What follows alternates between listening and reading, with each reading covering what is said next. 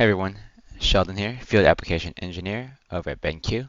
Today we're going to go over some tips and tricks to make sure your BenQ services are ready for when you return back from break. Or just if you need to improve your current system and make sure that everything is running smoothly. First thing we're going to look at is going to be how your users are set up. So there's a couple ways you can have your users set up in BenQ. Either you can manually invite them in, upon which they'll need to verify those emails, or you can integrate with various identity providers we've partnered with. So you can either set up with your on-prem LDAP. If you use Azure, you can use SAML or Google SAML as well, Google Workspace, ClassLink, or Clever. So Google Workspace, Azure, and ClassLink do offer the ability to auto synchronize with your identity providers. So if those are the options that you want to use, feel free to set those up. If you ever need to look at instructions on how to set those up, we do have these eye icons right here. For example, if I want to set up with Google Workspace, then I can tap the eye and it'll open up a how-to, a very detailed how-to on how to go ahead and set that up for you on the back end. Here I've gone ahead and switched to our setup that is integrated with Google Workspace. One reason I always recommend users to set up an IDP integration is it does provide a lot of flexibility and a lot of scalability as you move forward and continue to grow your BenQ environments. For example, in my Google Workspace setup, under the settings, sync settings, I can set it up to automatically import new accounts, sync account changes, as well as delete accounts. So delete accounts is not checked automatically. So if you don't have this checked or haven't checked this in the past, it won't be checked. So if you want to go ahead and log into your IAM and check this delete accounts option, you can do that. And what that will do is that will remove accounts from the BenQ environment or the BenQ IAM if they are marked as inactive or suspended users. Now the import account settings, right below that, here's where you could set it to import a specific group or multiple groups instead of all accounts. And it is based by email groups, not OU, so just want to preface it with that information. Now you can go ahead and add multiple groups as well. It is case sensitive, so make sure everything is typed correctly. Or if you want to go ahead and copy it over from your Google Workspace and then hit add over here. And then once all your groups are here, you go ahead and hit apply, and it will sync across those groups. Last is to just double check your service settings so that all users that are imported through this process, if the users already exist in IAM, this won't cover those users, but I would always recommend just importing users with AMS. This is all they need to sign to the BenQ board as well as manage their user. Everything else is a little bit more technical. So DMS is for device management, broadcast is for push notifications. And last but not least, automatic sync. So this is supported with Azure, with Google Workspace, and ClassLink to automatically sync those users in once a day. You can always run the manual sync now, but if you want it to run in the background, let's say, that way you don't have to log in every time there's user changes, you can toggle on automatically sync, and this will, like I said, run once a day. And that's it. Once you've got that set up, you can see SSO accounts are denoted by SSO. Any accounts that are invited in, manually added to BenQ, will either have a blank space or will say BQ next to their name. If you happen to use other IDPs, let's say you want to use Azure, no problem. Go ahead and tap the I here to look at how to set that up. It does support automated user provisioning as well. Just make sure that you apply the user provisioning token. Just note that that token does have an expiration. So if it has been a few years since you've gone ahead and added this or updated this, and you're wondering why your users aren't being added in anymore, then just make sure that your user provisioning token has been updated. Same thing goes for ClassLink. If you go to the eye over here under ClassLink, it'll also show you how to set up one roster and set up that auto sync of users with IAM. Now let's quickly switch over to DMS to make sure that our boards are ready to go for the new school year. So to get the DMS, I can either tap the profile picture, go to switch service, DMS over here, or browse to dms.benq.com. So once you're here, the main landing page is going to be this dashboard. Now the dashboard is a great overview of exactly the current status of your system. One thing I always like to check is going to be the what's new section. So this will always tell you if there are any updates available, either for some of the educational apps or for BenQ specific apps like EasyWrite, InstaShare 2, or the launcher software. This is a great location just to see if you have any apps that need to be updated or if your system is out of date. Next is going to be the app usage. I always like to point admins to this as a great way of just seeing how your teachers are utilizing the boards, what they're using most, and maybe if they need to schedule additional PD to take a look at how we can better utilize the board. For example, if they're just using it as an external input, how are we able to leverage the boards more for all the capability that the boards can do. And this right here is a app usage ranking as well as just app usage and how your boards are being used in a nice bar chart form. Next, let's switch to the Devices tab to see how we can better group and organize our boards so that everything is easy to find, easy to locate once a new school year comes up. So within the Devices tab, you can leverage groups and subgroups.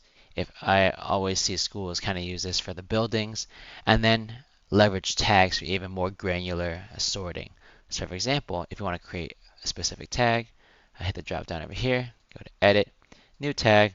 Let's say you wanted to create tags for a specific grade level. I want to be able to quickly find all my 4th grade boards, or I want to be able to find all my boards that are in admin rooms.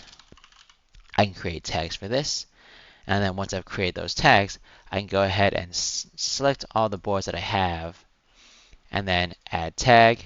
I can check these are all my 4th grade boards, or these are all my admin boards. And what that does is that will allow me to, let's say these are all my admin boards. I quickly go ahead and add this tag over here. So if I need to find all my admin rooms from this whole pool of boards, I can just tap admin rooms. And here I can easily locate all my admin boards. Or if this was my 4th grade boards, I can easily find all my 4th grade boards as well. So from the grouping side, just in terms of board management, you can use groups, subgroups to either separate by building, and then you can use tags for additional granular sort, or just tagging it for easy search. Now, one thing we want to look at next is going to be policies. So within the policies, here's where you kind of set up all your policies for your boards, and you want to make sure all your policies are set up correctly as we go into the new school year. So one thing to note is that one policy can be running on a board at a time. So if you do push a new policy to a board, it will overwrite the previous settings set by the previous policy. So just to recap, one policy can be running per board. Now to see what boards are running what policies, you can locate your policy here, go to Edit, and then go to the Devices section to see what boards are running this policy and when it was last added to the board.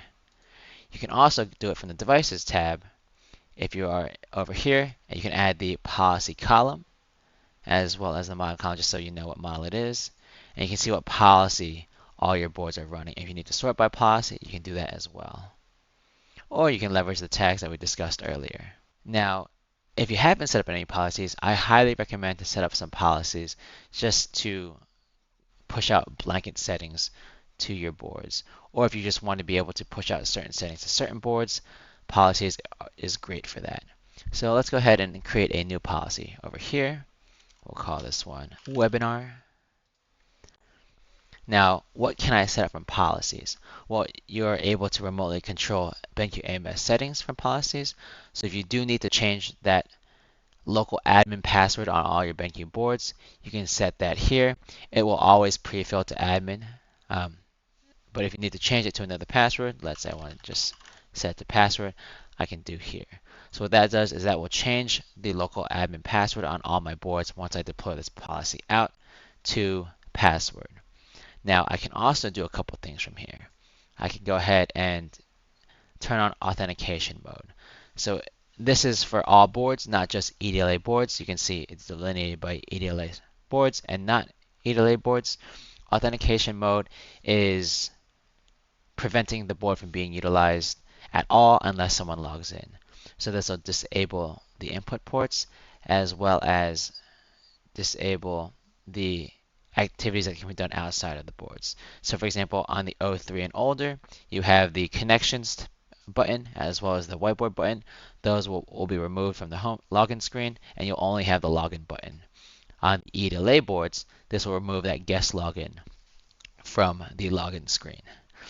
Now on the ELA boards, if you only want to remove the guest login but still allow for people to plug in, let's say an HDMI and a USB-C to your board, no problem. You can go ahead and just toggle off the guest login here. Now if you also have ELA boards and you need users to set up a screen lock in order to sync with your IDP, for example, Google Workspace requires screen lock sometimes if you've set up password requirements on the back end, then you can toggle on user-defined screen lock settings here. That's toggled off by default. Now some other things you can do from policies would be to, if you need to push out a specific Wi-Fi certificate, if you need to create a blocker whitelist for apps, that's more prevalent on the EDLA boards or boards that have Google certification.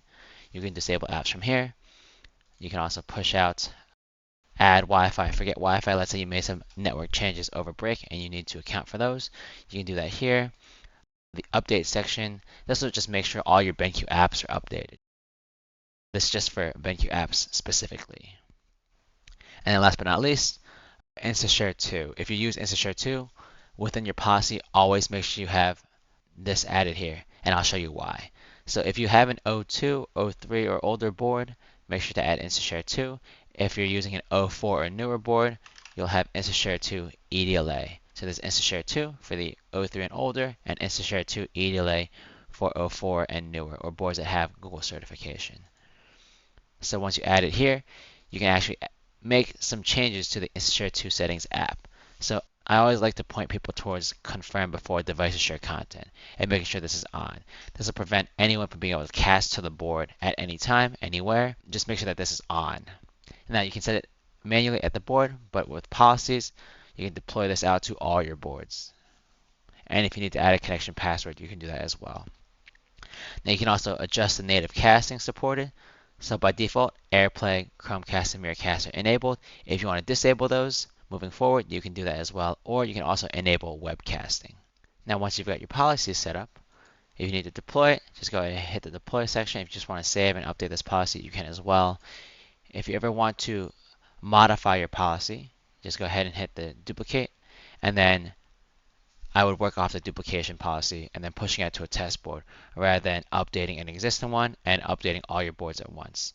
So you can leverage the duplicate option to create a new policy or a copy of that policy and then work off that duplicated policy.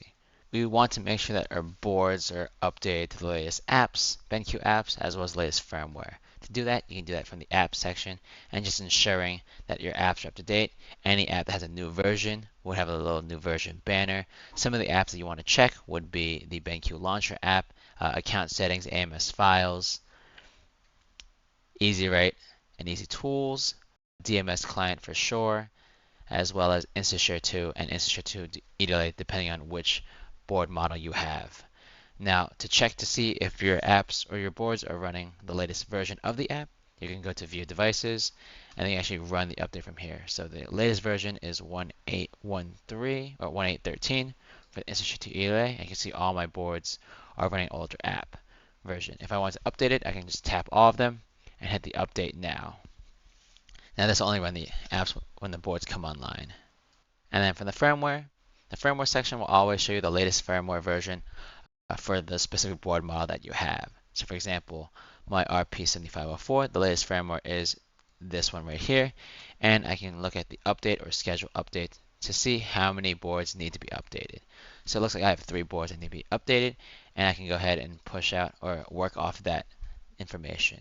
Last but not least, we'll jump into automation. So if you want to go ahead and set up some automation schedules, some power on and off schedules for your boards, you can do that with automation. So to create an automation, I can just go ahead and call this one webinar.